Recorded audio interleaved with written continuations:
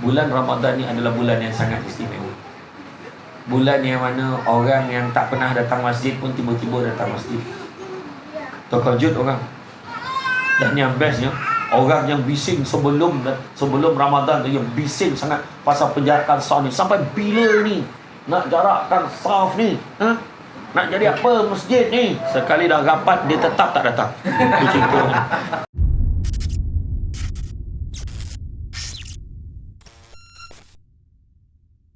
Jadi saya tak perlu kenalkan juara debat kita, presiden, masih Ustaz, masih lagi presiden Persatuan Debat, dan juga kalau disenaraikan Ustaz punya trofi-trofi itu, saya tidak tahu mana. Ustaz ni memang dilahirkan sebagai seorang pendebat. Jadi namanya tu sesuai lah gelaran sebagai Ustaz Samsul Debat. Jadi tanpa berlengah masa, saya dengan segala hormatnya, dengan segala kegembiraan menyerahkan mikrofon ini dan menjemput kepada Ustaz untuk menyampaikan tazkirah buat pedoman kepada kita, insya-Allah. Silakan Ustaz. A'udzubillahi minasyaitonirrajim. Bismillahirrahmanirrahim. Assalamualaikum warahmatullahi wabarakatuh. Alhamdulillahilladzi arsala rasulahu bil huda wa dinil haqqi liyuzhirahu ala dini kullihi walau karihal kafirun walau karihal musyrikun walau karihal muslimun. Subhanaka la ilma lana illa ma 'allamtana innaka antal alimul hakim. Rabbi shrah li sadri wa yassir li amri wa hlul 'uqdatam min lisani yafqahu qawli. Alhamdulillah, syukur kepada Allah SWT. Segala puji bagi Allah Tuhan sekalian alam. Salat dan salam ke atas junjungan besar Nabi Muhammad sallallahu alaihi wasallam. Masih banyak kepada tuan pengerusi acara. Masih banyak, takut saya nak cakap dah. Tuan pengerusi dia punya lambung tu kan tersangkut ke pokok, tak turun dah kata kan. Kalau lambung turun balik tak apa, tak turun. Itulah yang berlaku kebanyakan orang ni, dia makan dia puji tu ambil kan. Harap-harap dia tak macam tu lah kan. Tu sebabnya pepatah Cina dia cakap, orang yang memuji saya adalah musuh saya, orang yang menegur saya adalah guru saya. Tapi saya tak kisah dia puji tu, terima kasih banyak lah kan? Alhamdulillah. Begitu juga terima kasih banyak kepada tuan rumah Datuk Jad kita. Saya pun setujulah bila sebut tu, terlampau baiklah Datuk ni. Dia sanggup lah panggil penceramah kampung macam saya ni Selalu dia panggil untuk datang ke Kuala Lumpur. Dulu Sosek Baret payah nak cari mana simpang datang. Sekarang sebut Baitul Aman, tak ada hal. Yang main-main sekarang ceramah dekat-dekat kan KLCC. Main-main sekarang. Kan macam lah kan. Alhamdulillah. Datuk Jad dia jemput saya, cara dia tanya, cara dia ngajak tu macam dia dah ada KKL. Kan cara dia mengajak tu lah. Datang. Sudah saya tak sampai dulu. Kan rupanya dia dalam perjalanan dia pada Kedah. Macam tu lah, dia tak pernah lupa saya. Saya pula terperanjat bila dia tanya, jadi tak malam ni? Rasa jadi dah, tengok dalam kalender ni dah jadi dah. Kan?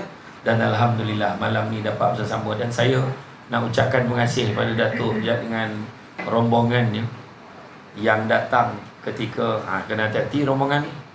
Dia ketika datang ketika majlis kenui doa selamat kat rumah tu, comel saya. Yang turun semua naik, bukan naik kereta lambu, kereta kuda, turun semua bertanya berkori.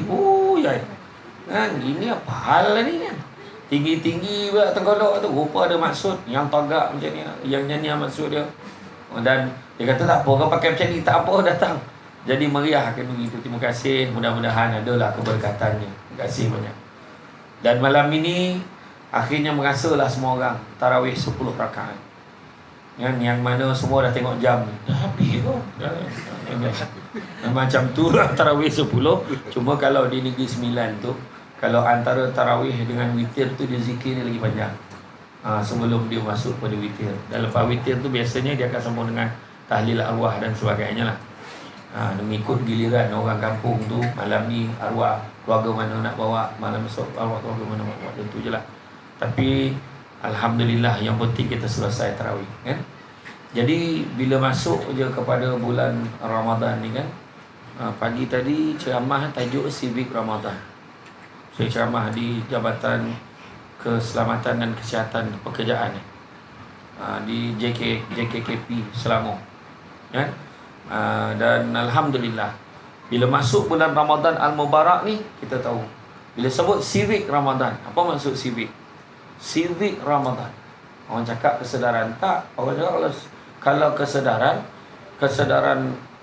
kesedaran civic, ada orang sebut macam tu kesedaran lah. Kalau civic tu kesedaran, habis apa bondo civic tu? Rupanya ilmu kemasyarakatan, tata masyarakat. Maknanya hubungan kita antara manusia dengan manusia yang lain. Jadi Ramadan ni sebenarnya berkisar tentang itu. Jadi apa yang dibuat oleh Datuk Faizal ni sebenarnya ada kena-mengena dengan civic Ramadan yang kita cerita. Sebab apa tujuannya kita berpuasa? Apa tujuan kita berpuasa? Yang lain kita tak nak cerita, basic semua orang dah tahu dah. Kan? Apa sebab kita berpuasa? Antaranya kita berpuasa sebab pertama untuk menginsafi. Ada orang yang kurang bernasib baik. Saya mati-mati mengingatkan malam ni jemput saya datang, siap kemah. Malam ni hari tu dah jemput sekali kemah. Rupanya memang hari-hari kemah ni ada. Jadi saya perasan sendiri lah. Saya baik ada yang cerita dengan saya, memang Datuk alu-alukan, siapa free datanglah berbuka puasa di sini. Alhamdulillah. Memang sadap betul kurma tu tadi. Kan? Sadap kurma tu tadi. Saya just ingatkannya sebab tu Faizal kata nak bungkus sikit tu saya. Jadi makna kata jadi bila sebut kita ingat orang yang lebih susah daripada kita. Ingat orang yang lagi susah, ada orang langsung tak makan apa-apa. Dan itu sebab saya baru balik daripada Tanah Suci baru-baru ni. Kan? Untuk makluman semua, satu rahsia mungkin ramai yang tak tahu lagi lah. Saya ni bapak penakut nak jolok hidung. Yang test COVID tu lah, yang jolok hidung tu 2 tahun saya bertahan. 2 tahun saya bertahan, saya tak nak jolok hidung saya tu. Sampai kan ada job di Astro, ada program tertentu mewajibkan kita jolok hidung. Sanggup saya tolak, kau bagilah orang lain. Aku tak keluar TV pun tak mau. Sanggup? Tak ada, saya tak nak dah. Jangan kau jolok hidung kan. Nak lah nampak kat dalam sinar gitu, dekat dalam apa, dekat dalam IG tu ada budak tu mengelupur kena jolok. Wah, matilah aku ni kalau jolok macam ni. Saya punya takut. Rupanya ada orang kat sini memang ada tiap-tiap minggu jolok pun ada. Saya janganlah, biarlah tidak. Saya takut. Akhirnya bila nak pergi umrah, kena jolok juga. Lepas tu tak boleh jolok awal pula tu. Kena jolok 48 jam sebelum kan. Dalam tempoh 48 jam sebelum berlepas. Dah dapat appointment, esok nak jolok, malam tu tak tidur. Macam mana lah ada jolok hidung aku ni besok. Ya Allah. Macam tu lah. Pergilah naik kereta. Kereta tinggi lah sikit. Yang nurse tu pendek. Ni jolok kau, macam mana jolok tu? Macam ni aku fikir ni berlubang hidung. Ni kejap biar aku turun. Saya turun, dia pun jolok. Dia kata tahan nafas 3 saat saja. Dia nurse India lah. 1, 2, 3, dah settle. Ya ke? Saya rasa nak kenduri tu. Saya punya takut dia semembayangkan. Bayanglah jolok-jolok keluar tinggal separuh je batang. Mana lagi separuh ada kat dalam hidung tertinggal kan? Matilah macam tu kan. Tapi yang paling best bila berada di sana, di Tanah Suci, seramai-ramai yang manusia, saya dah confused. Ini Makkah ke Malaysia?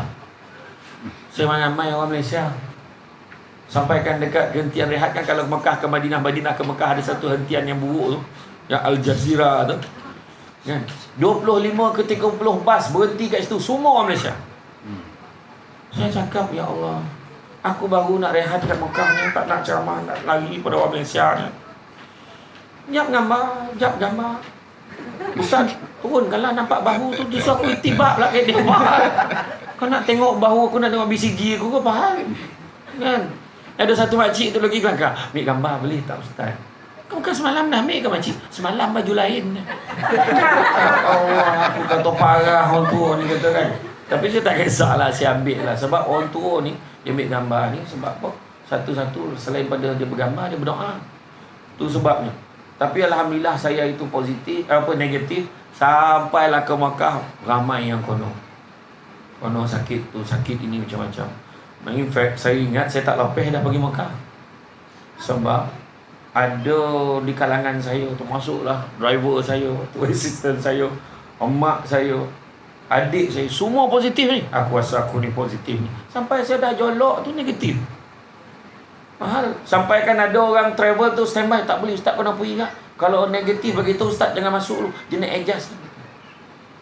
Dah ada klinik tu letak air pipe ya. Letak air pipe langsung negatif tu. Macam kata jangan macam tu, tak nak aku dah, kau jangan, nanti aku berdosa bawa penyakit ke orang. Saya saja, saya tak nak. Tengok negatif. Alhamdulillah. Tapi dalam nak balik tu, nak fly balik tu, kena buat satu lagi PCR rupa dekat Makkah. Naik tingkat 20 hotel tu. Ada orang Arab dia dah standby, doktor Arab dia dah standby. Dia suruh buka mulut. Situ colek Khalas, dah sudah kau. Apa sah sanang kau nak PCR kau? Cacah bibir. Memang negatif lah semua orang. Saya ada kartun botu Arab ni kata kan. Tak apalah. Kita pun dengan senang hati balik lah. Tak ada yang positif, semua negatif. Rupa-rupa sampai di KLIA ada satu stesen lagi kau nak jolok hidung. Panjang pula batang nak jolok tu. Alhamdulillah, satu kapal tu abang positif. Tinggal saya seorang juga yang negatif. Alhamdulillah. Dalam kapal tu abang saya pun tak tahu, yang 4 saudara saya semua tu marah. Kau makan apa? Apa yang kau buat? Saya ingat sebab orang kampung semua ni lah. Tu semua doakan. Kita saling doa mendoakan. Saya doakan tu semua orang lain doakan kita. Tu sebenarnya penting. Nak pula orang kena minta Samsul Debat doakan dia. Pak Samsul Debat mana ada hari-hari musafir ni. Musafir. Macam Datuk Jad ini dia kena minta doa dia. Dia pun musafir ni, dia baru sampai. Yang baru sampai yang ponek tu masa tu minta doa. Masa dia ponek tu masa tu minta. Sebab tengah makbul mana tu. Minta orang musafir doa orang musafir ni, amin. Kau sebelum kau tidur tu kau tolong doakan aku boleh tak? Tu sebenarnya kita minta. Kan? Jadi nak cerita betapa ramainya orang dekat Arab Saudi ni, dekat tempat dia. Saya pun terkejut. Orang Arab pun ramai. Dekat tempat saya tu macam musim haji. Ui, ramai betul orang. Baru saya ingat rupanya bulan Rajab, bulan Syaban, bulan Ramadan memang orang ramai. Dan kebetulan pula yang senarai tertunggak daripada hari tu kan, yang tak pergi lagi. Jadi ramailah lagi. Dan memang orang Arab masuk ajar Rajab dia dah mula dah bersedia untuk Ramadan. Kita selalu sebut tetamu yang dinanti-nantikan, itulah Ramadan. Bila tetamu nak datang, apa yang kita buat? Dah standby dah ni. Tak boleh ni, orang nak datang rumah kita ni, Datuk Jan nak datang ni, siapkan meja kan. Dah siapkan dah makanan ni, apa nak bagi. Dah siapkan dah air. Oh, alamak, yang ni tak ada lah bang, tolong beli kejap keluar. Gas habis pula, pergi cari gas. Tentulah sebab nak melayan tetamu. Macam tu juga Ramadan. Orang Arab masuk Ramadan dia dah ada dah. Ni baju nak pakai tarawih. Ini kurma yang terbaik untuk bulan Ramadan. Ini sandal dia nak pakai pergi tarawih. Dia dah siapkan dah. Yang ini ni Quran dia nak baca kan. Dah standby. Dah ada dah. Masuk Rejab tu memang dah terbayang-bayang Ramadan. Orang Malaysia lain. Belum Rejab dah terbayang Syawal. Dia jauh lagi. Dia jauh lagi daripada orang Arab. Tu sebab tak payah cerita banyak lah. Memang dia punya preparation tu lain. Tetamu itu lain. Jadi kita jangan hilang fokus. Fokus utama kita adalah bulan Ramadan. Pertama tadi, ingat orang yang kurang nasib baik. Kedua, nak kawal hawa nafsu kita. Yang ketiga, untuk memastikan kita menyuburkan perasaan jujur, pemaaf, bertolak ansur.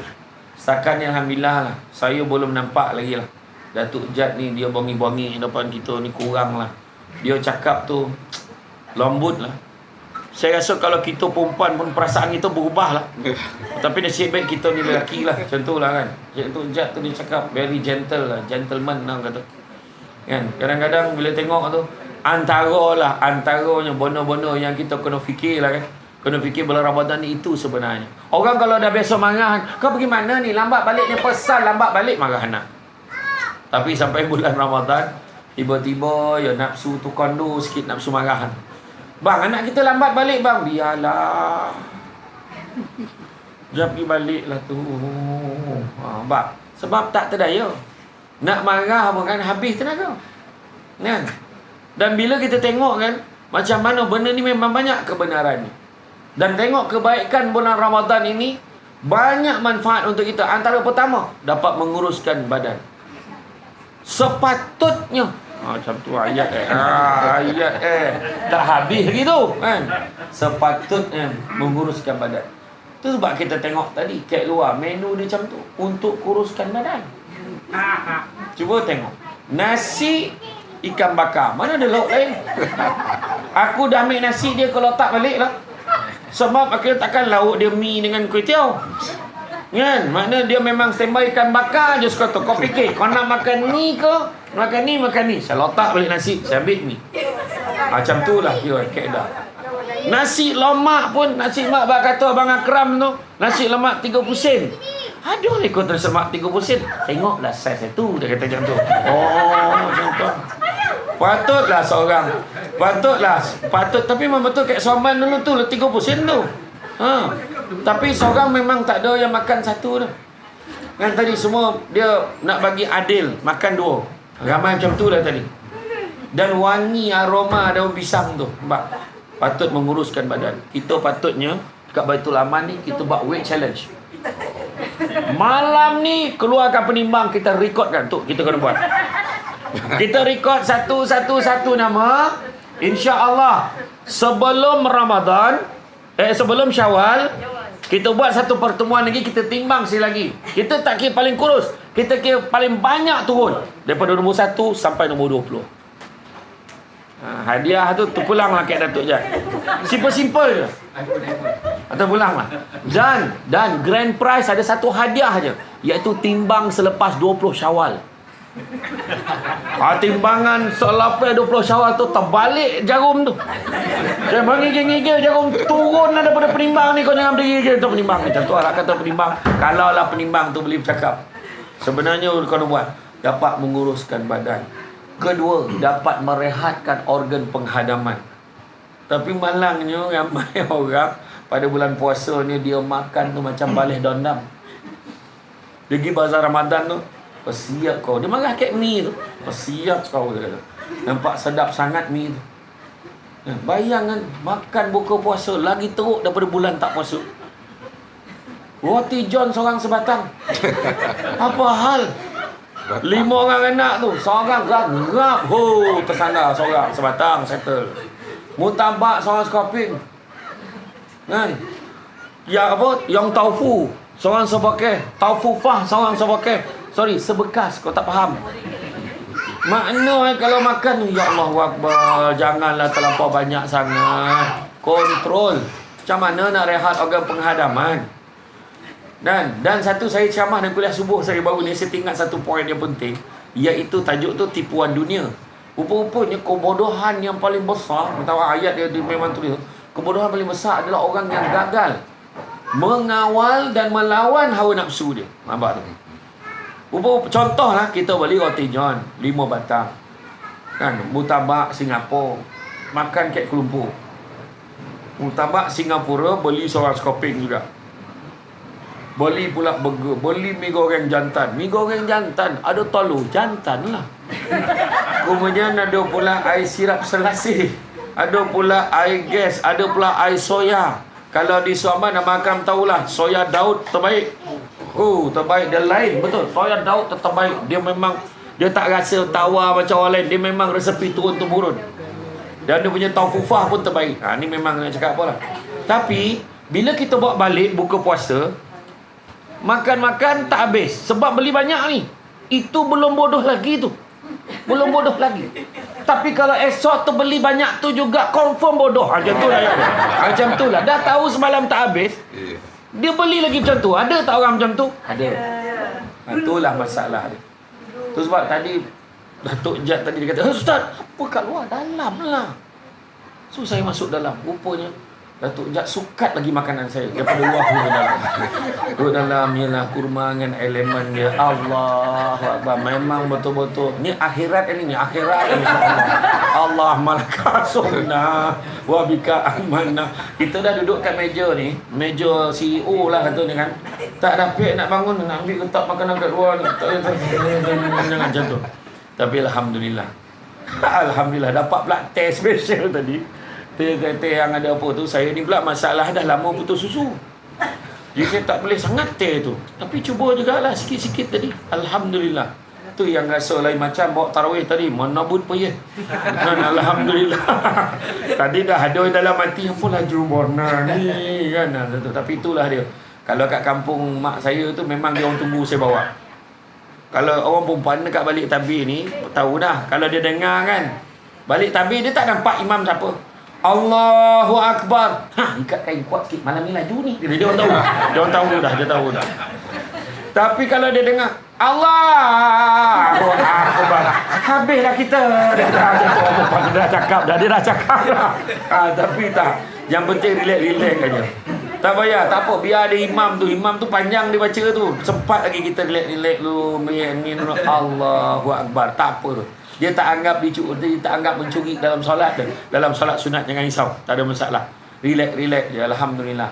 Dan lagi satu lagi kalau kita tengok, bulan Ramadan ni kebaikannya adalah kita sedar adanya orang lain lagi susah pada kita. Dan bukan hanya sedar, bila sedar tu ada tindakan yang kita buat. Mungkin kita memberikan sumbangan, mungkin memberikan bantuan. Begitu juga pada bulan Ramadan ini juga dapat menghindarkan daripada masalah-masalah yang lain seperti penyakit dan sebagainya. Itu sebab Imam Al-Ghazali kata, orang yang sentiasa membiarkan perutnya berada dalam keadaan kenyang akan dihinggapi 5 masalah. Pertama, dia mudah ingkar kepada Allah. Bayangkan makan banyak berbuka puasa, dia tersandar kat sofa yang macam ni. Dia dah nampak kipas kat rumah dia tu, satu tu nampak 3 lah. What happened? Dia cakap dengan dia, what happened? Kan? Lepas tu isteri dah siap dah pakai terokong ni. Bang, tarawih tak? Tarawih tak? Jalan dulu. Maka ada harapan dia terkorban kat ruang tamu tu. Kan? Jadi itu yang kita tak nak. Yang kedua, orang yang sentiasa kenyang ini, dia tidak fikirkan orang lain sebab dia menganggap orang lain kenyang macam dia. Kata Imam Al-Ghazali. Yang ketiga, orang yang membiarkan perutnya kenyang, hatinya susah nak disentuh dengan nasihat dan kata-kata yang baik. Dan yang keempat, dia juga sentiasa bercakap itu kadang menyakitkan hati orang. Sebab, yang penting aku dah makan. Yang penting aku dah rasa. Engkau tak rasa, engkau bising besar. Kadang macam tu. Dan begitu juga yang kelima, dia mudah ditimpa penyakit bila makan banyak ni. Jadi, antara benda-benda tu sebabnya kalau kita tengok bulan puasa ni, orang Malaysia ni, kita tahu ni dah mula merisaukan kita. Dah datang buffet Ramadan. Ada satu hotel, kami menghidangkan hidangan 7 negara. Apa hal? Hidangan 7 negara? Dan kami menghidangkan 33 jenis air. La ilaha illallah. Dah macam zikir 33 jenis air. Kalau kita minum 33 tu, keluar pada hotel, kita lupa nama kita ben siapa. Habis segala jenis 33 jenis air ni hotel ni. Saya kawan saya yang kerja hotel ni, kau bahankan hotel aku.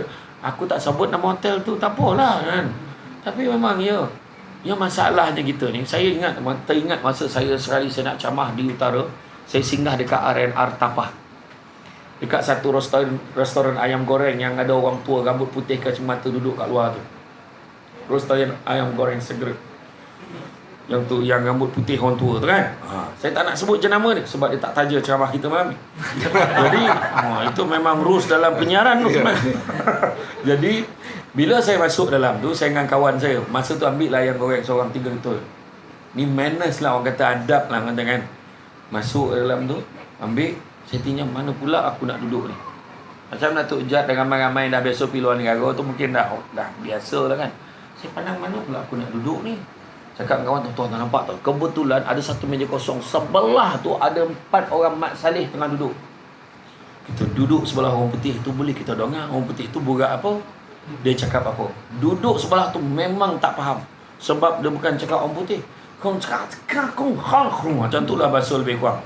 Aku rasa Norway ke, Holland ke, Germany ke, tak tahulah. Saya rasa Germany lah, saya rasa macam tu. Dia buat tu saya pun biar. Tapi dah habis makan tu, dia kutip tulang-tulang ayam tu, letak kat mangkuk dia tu, kat pinggan dia tu. Dia angkat tray masing-masing, bawa pergi tempat sampah, buang sampah tu dan dia susun tray. Hari tu saya nampak ada 2 saja meja yang bersih, meja orang putih tu dengan meja saya. Itu pun selepas aku tengok orang putih tu buat macam ni mengaku tu terang. Tapi orang kita, dia dah biasa tinggalkan. Ini manners. Macam tu juga dengan buffet. Kalau kita tengok Mak Saleh ni, bila dia ambil buffet ni macam mana? Dia ambil satu, dia ambil air, dia duduk, dia makan. Tak cukup, dia bangun ambil pula yang lain, dia duduk, dia makan. Tak cukup, dia ambil lagi, duduk. Kemudian nak lagi, dia kata, oh, enough already. Tak nak lagi dah, cukup. Dia nak kanyang. Tapi kita menyahut dasar pandang kehadapan. Kita tidak mau usaha dibuat berperingkat-peringkat. Kita mau usaha berterusan. Maka ambil air terlangkau. Ambil satu pap, tak cukup, capai pinggan bawah tu lagi. 2 pinggan. Duduk dekat meja tu nak buka puasa, perjuangan belum selesai. Ternampak pinggan kawan. Mana kau dapat kambing tu? Apa sah aku tak nampak kambing balik pintu tu? Balik pintu, pergi pula beratur. Ambil akhirnya bila duduk, kita tengok pun kita tahu kita tak boleh habis. Sedangkan salah satu daripada latihan takwa adalah qanaah, berpada dengan sedikit, bersederhana. Menurut kajian oleh Southern Waste Management keluarkan, setiap hari pada bulan Ramadan sebelum PKP dulu, 17,800 tan makanan dibuang setiap hari. Tu sebab saya suka tadi hidangan tak teruk sangat, taklah banyak sampai ke nak makan apa ni, nak makan apa ni, banyak tak ada. Simple je. Maintain macam tu bagus. Baitul Aman ni sepatutnya jadi contoh level keamanan. Rumah yang aman. Makna tak berobot nak orang makan tadi, relax yang makan. Kan? Ya, dan benda ni adalah satu konsep, jangan banyak sangat sampai membazir.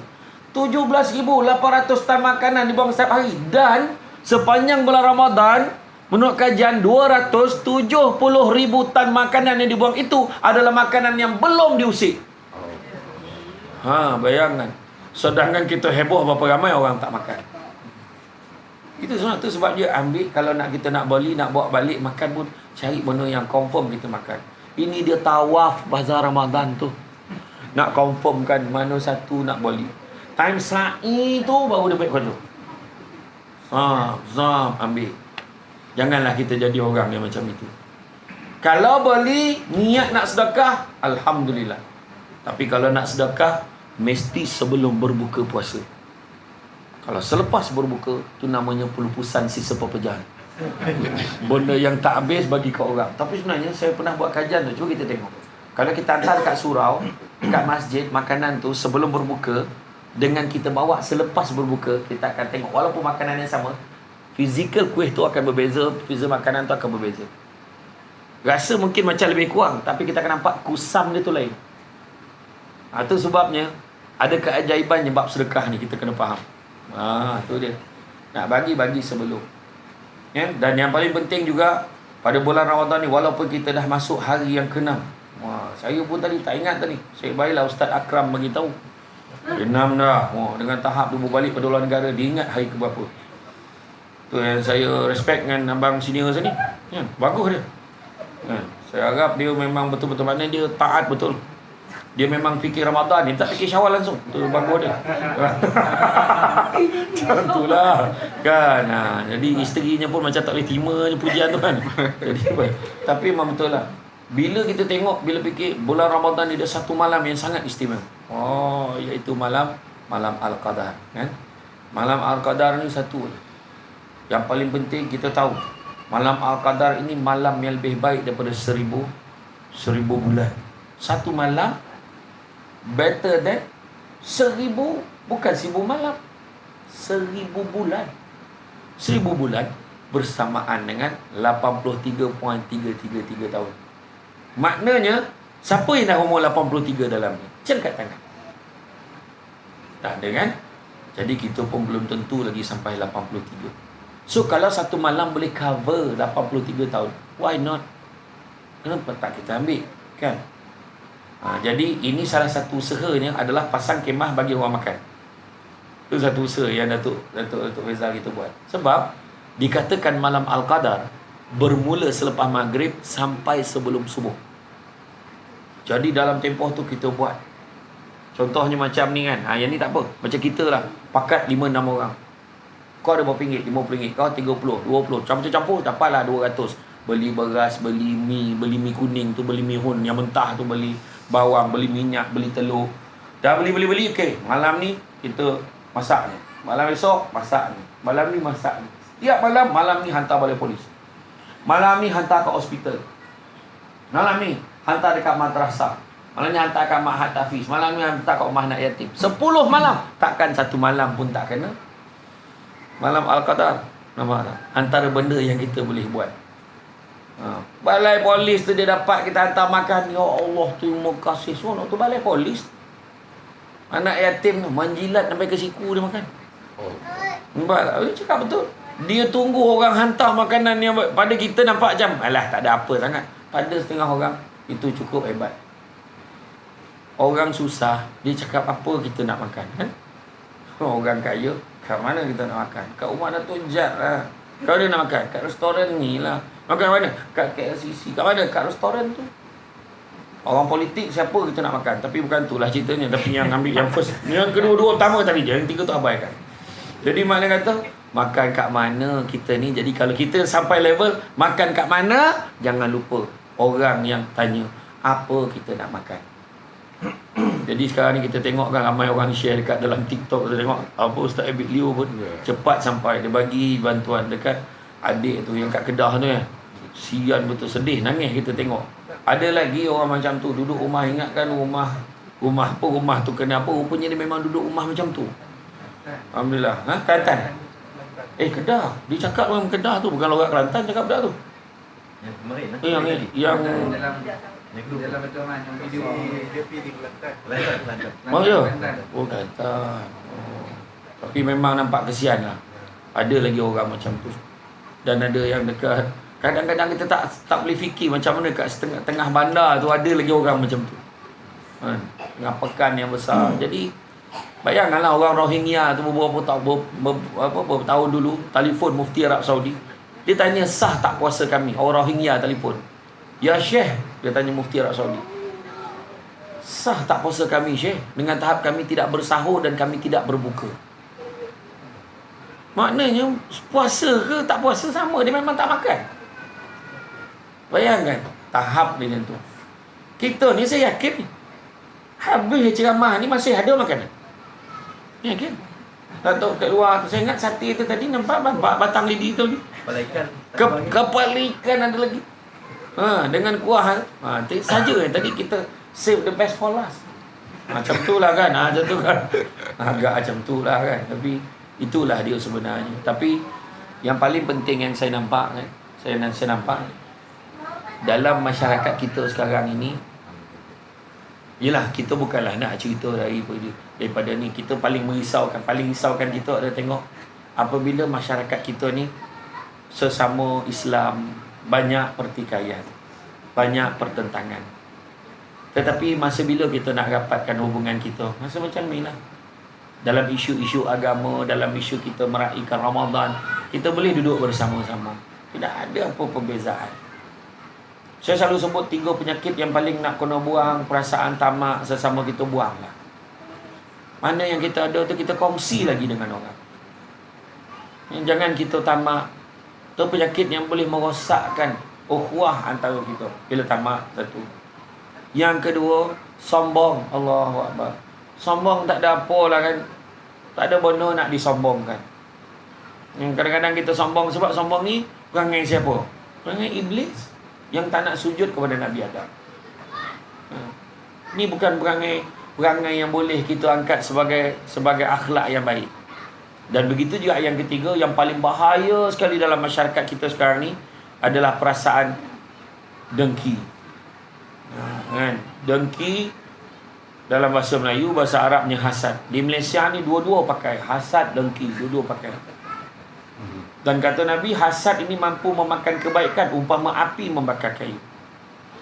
Bayangkan, dengki ni maksud dia samalah artinya kita mempersoalkan apa yang Tuhan dah tentukan untuk orang lain. Jadi jangan. Jadi nak buang ni, tiga-tiga ni, ada satu je vaksinnya. Bukan AstraZeneca, bukan Sinovac dan bukan juga Pfizer. vaksin yang paling baik sekali adalah kita kena inject dalam hati kita ni perasaan syukur. Settle. Syukur takkan ada tamak. Syukur takkan ada sombong lagi dah. Syukur takkan ada dengki dengan orang lain. Syukur aja dengan apa yang dia ada. Tak ada masalah pun. Apa benda nak dimalukan? Tak ada apa hal lah kita nak belagak dengan benda yang hanya sementara sifat dia. Kan? Orang ada jawatan, sampai masa jawatan tu orang lain punya, semua Allah bagi pinjam. Ada kereta, sampai masa masuk bengkel. Betul tak? Ada baju, sampai masa tak muat, baju saya banyak lipat dah masuk dalam plastik tak muat. Itulah dengan azam, kalau weight challenge tu boleh pakai balik baju tu. Tak nak bagi ke orang berperan. Tentulah kadang-kadang baju dah berubah saiz. Bila pakai baju tu ketat sangat, butang tu minta nyawa tu. Butang tu macam nak meletup dah. Ya Allah, kenapa lah. Jadi mudah-mudahan Ramadan dibantu kita. Kuruskan badan bukan sebab nak cantik. Kuruskan badan ni supaya niat kita supaya dapat ringankan badan kita beribadah kepada Allah Subhanahu wa taala. Jadi tuan-tuan dan puan sekalian, datuk-datuk ratin-ratin, sebenarnya bulan Ramadan ni adalah bulan yang sangat istimewa. Bulan yang mana orang yang tak pernah datang masjid pun tiba-tiba datang masjid. Terkejut orang. Dan yang bestnya, orang yang bising sebelum Ramadan tu, yang bising sangat pasal penjarakan saf ni. Sampai bila ni nak jarakkan saf ni? Nak jadi apa masjid ni? Sekali dah rapat, dia tetap tak datang. Itu ceritanya. Orang yang bising tu kan. Kadang-kadang heran ni. Dia punya nak jadi champion dekat dalam tu. Heran tengok. Sedangkan keputusan yang diambil itu bukan apa, kita nak jaga institusi masjid kita ni. Tak nak besok jadi fitnah. Masjid ni lah puncanya. Surau ni lah puncanya. Kan? Tapi alhamdulillah kita jaga disiplin. Dan kita dah dapat berhimpun balik semula. Sekarang ni dapat berhimpun balik semula. Dan insya-Allah sampaikan sekarang ni orang tak tengok anak bulan nak raya. Orang tunggu kenyataan menteri. Raya ke tak raya? Kita jamin raya akan tetap dalam macam biasa. Kita tak salah, kita akan seperti biasa. Kita tak raya, kita akan dalam endemik. Contoh ada. Maknanya tetap akan cakap akan ada. Ya, jadi maknanya menteri lagi power lah daripada orang yang mengumumkan bila jatuhnya 1 Syawal. Macam tu lah. Kan? Sama kan dulu bawa ya baju raya, sekali PKP, sekali lockdown kan. Aduh, orang semua marah, nak buat macam mana? Allah dah izinkan benda tu jadi macam tu sebenarnya. Kita marah kat orang pun tak ada guna. Ya. Jadi tuan-tuan dan puan dan rahmati Allah sekalian, Datuk Ratin, terima kasih banyak pada malam ini. Sebenarnya yang cerita tu sebab saya kata ada orang cakap dia ni menyanyi pula apa semua, sebenarnya untuk makluman semua memang daripada dulu. Saya cuma tak buat album je. Kalau saya buat album, saudara marah pun tak nak beli. Kan? Jadi sebenarnya memang arwah abah saya dulu. Tu sebab nak ikutkan saya background itu sebab bila siapa nama Datuk Izman. Jadi bila tuan mengusi itu sabut tentang saya ni dilahirkan sebagai penebat, sebenarnya saya pun tak tahu. Sebab apa? Mak saya pun tanya saya hari tu, dia tanya saya. Mak lama dah fikir, kau ni ceramah ni kau ikut siapa? Mak saya cakap tu. Dalam adik-beradik saya, keluarga saya tak ada pun yang masuk debat ni. Debat pidato. Tapi saya belajar dengan roommate saya dulu masa diploma. Saya tengok dia berdebat berpidato, saya rasa macam saya rasa saya boleh buat macam dia. Saya cuba-cuba tengok, try kali pertama masuk final peringkat negeri pidato. Tahun kedua tu dah champion kebangsaan. Okey dah tu, saya tak nak dah pidato. Saya nak masuk debat pula. Masuk debat tu, kalau kita semua tahulah debat yang paling tinggi dalam universiti ni debat diraja lah. Debat diraja ni dia macam Piala Malaysia. Hadiah wang tunai tak tinggi sangat. Macam debat alam sekitar, wang tunai tinggi. Macam debat ekonomi tinggi. Tapi kalau debat diraja ni dulu 2,000 ke 5,000 je juara tu. Kongsi 4 lah tu. Pendebat terbaik pun dapat dalam 1,500, dapat RM1,000. Jadi alhamdulillah saya dulu waktu debat tu, sebab ada orang petikai dalam Facebook, alah Samsul debat, cakap seorang-seorang boleh lah, cuba lawan aku tengok. Berani orang tu tulis macam tu. Dia tak tahu. Saya rekod saya dalam debat diraja, saya dapat top rank best speaker Malaysia ni tahun 2000, 2001, 2002. Lepas tu masa masuk pertandingan pidato Perdana Islam Hadari Kebangsaan dulu, nombor 3 daripada Johor 76 markah, nombor 2 daripada Sabah 77 markah, 76 77. Saya champion masa tu 96 markah. Memang beza. Saya masa tu memang ni saya belajar dengan Abang Akram lah. Macam tu lah kan. Dia senior saya dulu. Dia nampak saya masa tu saya junior, dia nampak saya pun nampak dia. Cuma masa tu yalah dia senior kan. Baik kan. Dia mana nampak budak lah baca buku macam kan. Dia macam tu lah. Tapi dia berjaya lah, tahniah lah, seronok tengok abang-abang kita ni berjaya. Dan memang masa tu, dan kalau sampai sekarang pun lah, kalau nak belajar berdebat kan kepala, technical debate tu dalam kepala saya je. Mula masuk macam mana, cakap macam ni, analogi, point apa semua ada. Dan bahan bacaan saya sampai sekarang Dewan Masyarakat. Cuma bila berceramah, masuk je dalam masjid, masuk dalam surau, ceramah ni tentang tajuk kemasyarakatan, tapi masuk hadis sikit, masuk Quran, ustaz dah terus. Tu masalahnya. Tapi saya tak adalah tolak sebab apa? Mula kalau orang tanya saya nak letak apa? Letak saudara, senior doktor, SDR. Jangan letak ustaz, dia kata. Saudara Samsul Debat, SSD. Ustaz Sulaiman Ubah pun tahu. Kan? Kalau letak Ustaz Samsul Debat, USD. Mahal, takut tak boleh bayar. Tapi itulah, memang betul. Tu sebabnya, tu dulu memang dulu arwah abah saya memang. Dirikan kalau tanya, bab agama ni memang dengan arwah abah saya, dengan mak saya tu je. Kan? Kalau kemudian masuk sekolah menengah Semak Labu, SMKA Syekh Haji Muhammad Said. Kemudian masuk UiTM. Kan? Itu je lah. Jadi kalau orang cakap ni bukan ustaz lah baru nak start. Contoh tu sebabnya kan tu yang saya menyanyi dulu. Kalau tengok ceramah motivasi saya memang ada lagu Cina nyanyi. Kesan saya mama. Lagu Cina boleh. Yo mami ai che xiang ke bao. Ho jin mama di kuai pa. Si fu xiang pu liao. Tahu? Lagu terasa teng ni wen wa ai ni yong chofe. Saya hafal lagu tu. Tahu?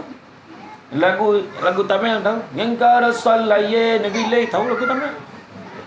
Nah, lagu ni mewah harente haki ayah.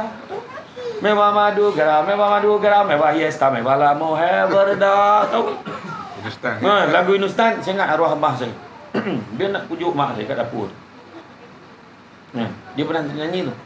Dulu kata roka akeh nahi.